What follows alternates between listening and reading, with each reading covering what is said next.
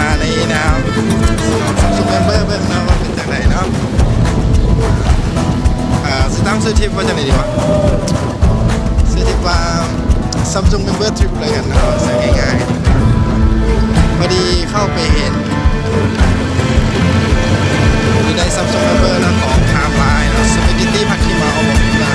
ราคา35,000แต่100 คนเนาะ110หรือ100 คนนะที่สามารถไปแลกสิทธิ์ต่ออาทิตย์หรือต่อเดือนที่แล้วเข้าไปคนละเดือนเนาะนะครับเจอกันอยู่ที่ไทม์ไลน์เนาะ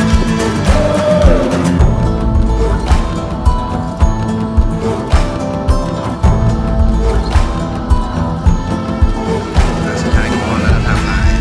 เข้าไปเคลียร์เข้าไปอย่างนี้